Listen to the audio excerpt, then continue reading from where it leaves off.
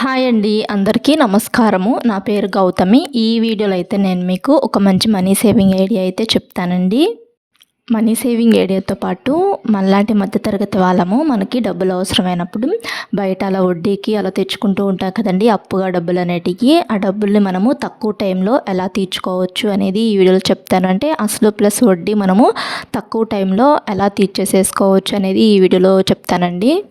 ఇంకా మన ఛానల్లో చాలా మనీ సేవింగ్ ఐడియాస్ అయితే ఉన్నాయండి. ఎవరికైనా కావాలి అనుకుంటే చూడండి ఒకసారి ఆ వీడియోస్ కూడాను. ఈ వీడియో చూసిన తర్వాత అంటే మనీ సేవింగ్ ఐడియాస్ అంటే monthly money saving ideas and yearly money saving ideas అయితే ఉన్నాయి. అండ్ మనకు వచ్చే శాలరీని మనం ఎలా ఖర్చులు చేసుకుంటే డబ్బులు సేవింగ్స్ అనేటివి చేసుకోవచ్చు అనే వీడియోస్ అయితే ఉన్నాయండి. అండ్ డబ్బులు దాచుకున్న డబ్బులు రెట్టింపు చేసుకోవాలంటే స్కీమ్స్లో కట్టుకుంటే డబ్బులు రెట్టింపు అవుతాయి కదండి, అలాంటి స్కీమ్స్ గురించి కూడా వీడియోస్ ఉన్నాయి మన ఛానల్లో. అంటే పోస్ట్ ఆఫీస్లో స్కీమ్స్ అండ్ గోల్డ్ స్కీమ్స్ గురించి వీడియోస్ ఉన్నాయి. ఎవరికైనా కావాలి అనుకుంటే ఈ వీడియో చూసిన తర్వాత ఆ వీడియోస్ కూడా ఒకసారి చూడండి.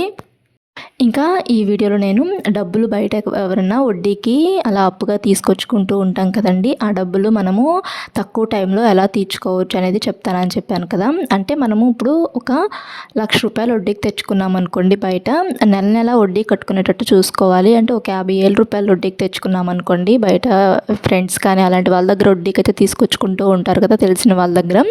మంత్లీ వడ్డీ కట్టేటట్టు, అసలు మన దగ్గర ఉన్నప్పుడు కట్టేటట్టు, అంటే 3 years టైం లిమిట్ ఉంటుంది కదా, నోటు అలా రాసిస్తూ ఉంటారు కదండి.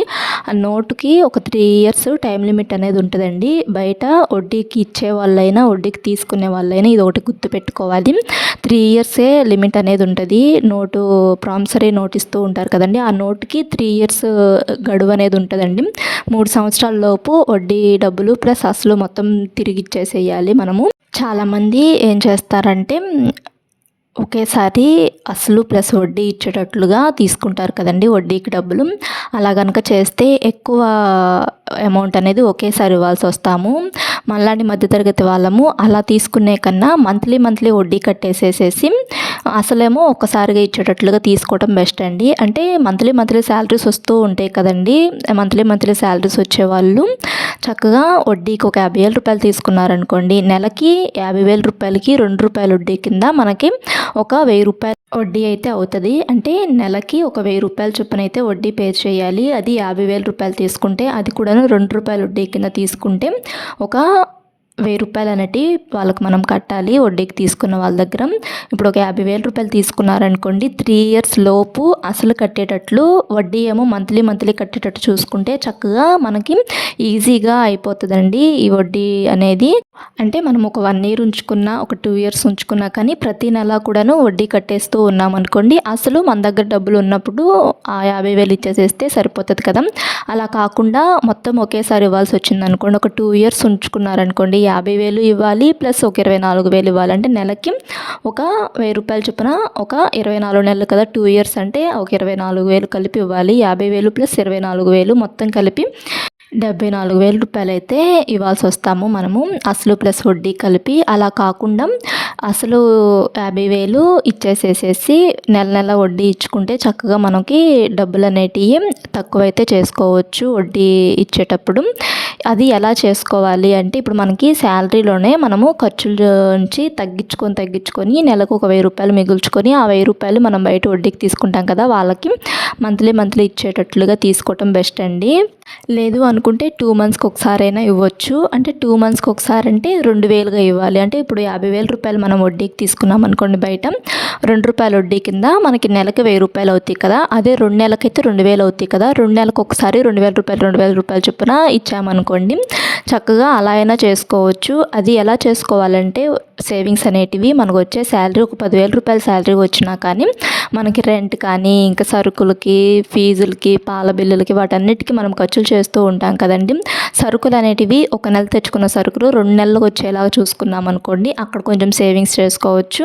అండ్ అలానే కూరగాయలు కానీ, ఇంకా అలా గ్యాస్ కానీ, బియ్యం కానీ, ఇలా మనము 2 మంత్స్కి సరిపడా ఒకేసారి తెచ్చుకున్నాం అనుకోండి, ఆ మంత్లో ఏం మిగలవు కదా, నెక్స్ట్ మంత్లో మిగులుతాయి కదండి. గ్యాస్ బిల్లు, బియ్యం బిల్లు, సరుకుల బిల్లు అలా మిగులుతూ ఉంటాయి కదండి. ఒక మంత్ తెచ్చుకున్నాం అనుకోండి, 10,000 రూపాయలు పెట్టి మొత్తం ఖర్చు చేసేసామనుకోండి ఒక మంత్ మొత్తము.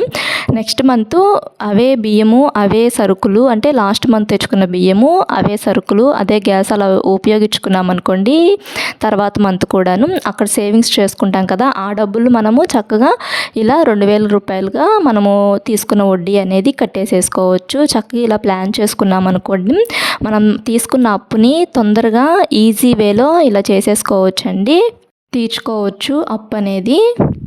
ఇంకా మన ఛానల్లో చాలా మనీ సేవింగ్ ఐడియాస్ అయితే ఉన్నాయండి. అండ్ మనీ సేవింగ్ ఐడియాస్తో పాటు మనకు వచ్చే శాలరీని ఎలా ఖర్చులు చేసుకుంటే డబ్బులు సేవింగ్స్ చేసుకోవచ్చు అనే వీడియోస్ అయితే ఉన్నాయండి. ఎవరికైనా కావాలి అనుకుంటే చూడండి ఒకసారి ఆ వీడియోస్ కూడాను.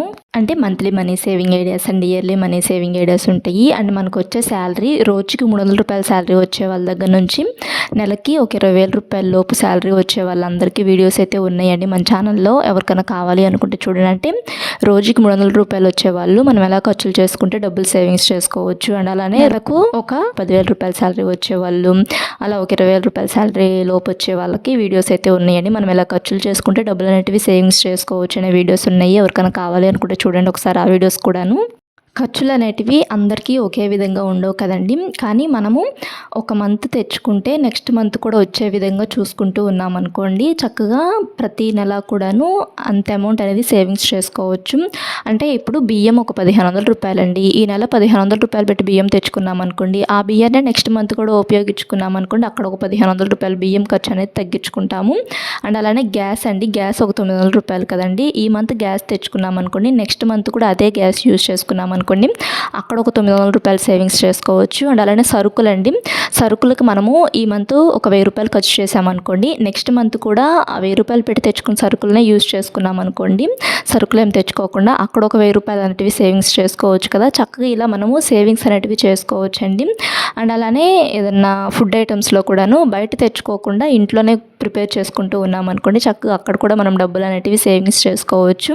చక్కగా ఇలా సేవ్ చేసుకున్న డబ్బుల్లో కొంచెమేమో మనము సేవింగ్స్ కింద ఇంట్లోనే ఉంచుకొని కొంత డబ్బులేమో మనం బయట ఎక్కడైనా వడ్డీకి తీసుకుంటే మంత్లీ వడ్డీ అనేది కట్టేసేసుకోవటం బెస్ట్ అండి. అలా కాకుండా ఒకేసారి మొత్తం డబ్బులు కట్టాలన్నా కానీ ఎక్కువ డబ్బులు కడుతున్నాము అనే ఫీలింగ్ అయితే వస్తుంది. అలా కాకుండా ఎక్కువ అమౌంట్ మన దగ్గర కూడా ఒకేసారి ఉండవు కదా, 50,000 రూపాయలు కడటానికే కొంచెం కష్టంగా ఉంటుంది.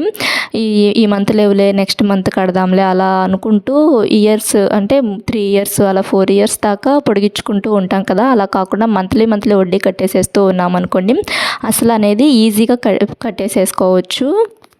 అండ్ మనకి వడ్డీకి ఇచ్చిన వాళ్ళకు కూడాను కొంచెం బాగుంటుంది అలా కనుక చేస్తే. అంటే మంత్లీ వడ్డీ మనం పే చేస్తూ ఉన్నాం అనుకోండి, వాళ్ళకు కూడా ఒక నమ్మకం అనేది ఉంటుంది. వడ్డీకి ఇంకెప్పుడన్నా అడిగినప్పుడు ఇస్తూ ఉంటారు కదండి. కొంతమంది రూపాయిన్నర వడ్డీకి ఇస్తారు, కొంతమంది 2 రూపాయల వడ్డీకి ఇస్తారు, కొంతమంది 5 రూపీస్ అలా ఎక్కువ వడ్డీలకి ఇచ్చేవాళ్ళు ఉంటారు, తక్కువ వడ్డీకి ఇచ్చేవాళ్ళు కూడా ఉంటారు కదండి.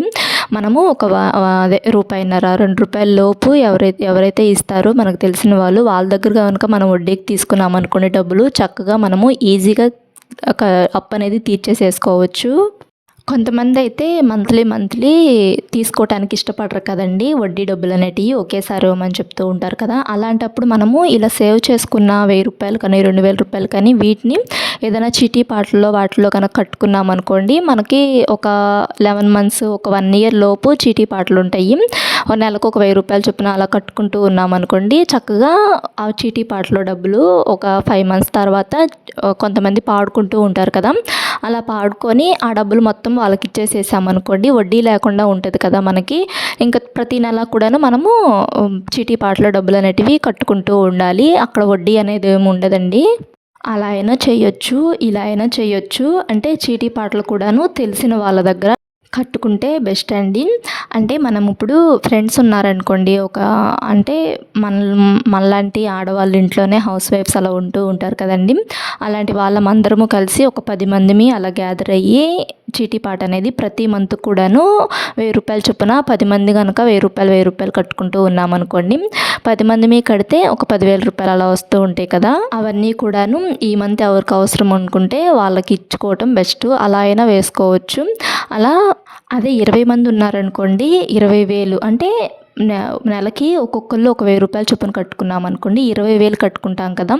ఆ 20,000 ఒక్కొక్క నెలలో ఒక్కొక్కరికి అవసరం అవుతూ ఉంటాయి కదండి. అలాంటి వాళ్ళు తీసుకొని మళ్ళీ కంటిన్యూ చేస్తూ ఉండాలి ప్రతి నెల కూడాను. డబ్బులు ఏదైనా కానీ మనం ఆలోచించే దాన్ని బట్టే ఉంటుందండి. సేవింగ్స్ చేసుకోవటము అండ్ మనం తీసుకున్న అప్పులు తీర్చుకోవటం కూడాను చక్కగా ఈజీగా తీర్చుకోవచ్చు. వీడియో నచ్చితే లైక్ చేయండి. ఇలాంటి మరిన్ని మనీ సేవింగ్ ఐడియాస్ కోసం మా ఛానల్ సబ్స్క్రైబ్ చేసుకోండి. Thanks for watching.